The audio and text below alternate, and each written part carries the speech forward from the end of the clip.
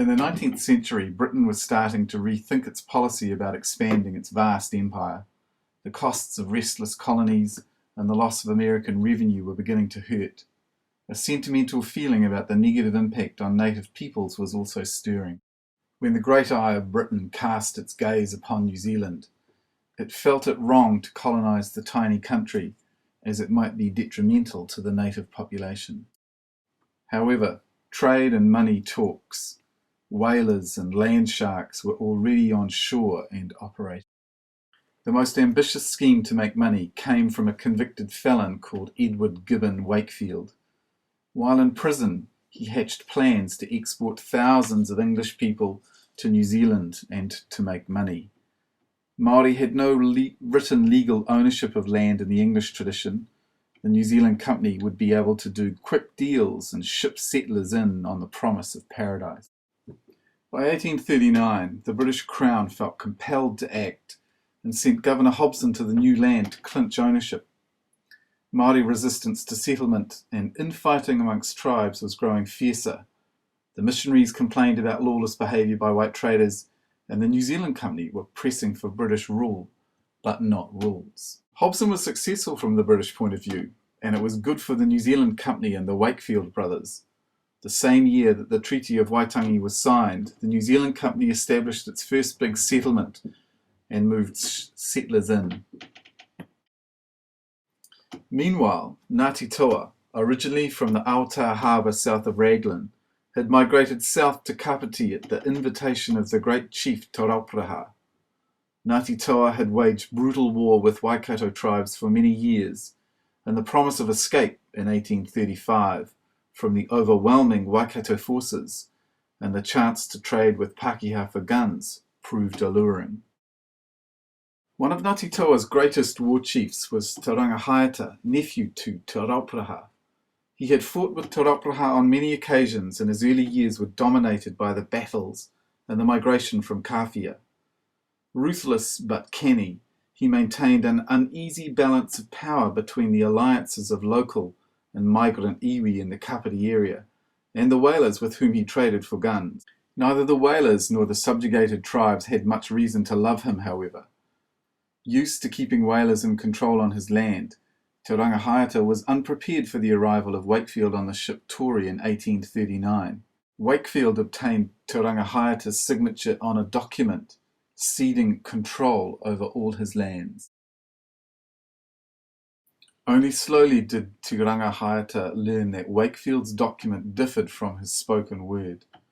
Settlers spread over his inland realm, and Te Rangihaeata felt increasingly alienated from his lands and angry at what had occurred.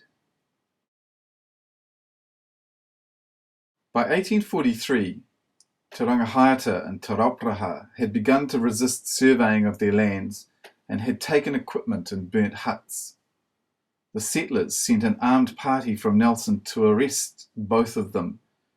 In one version, an inexperienced settler fired randomly.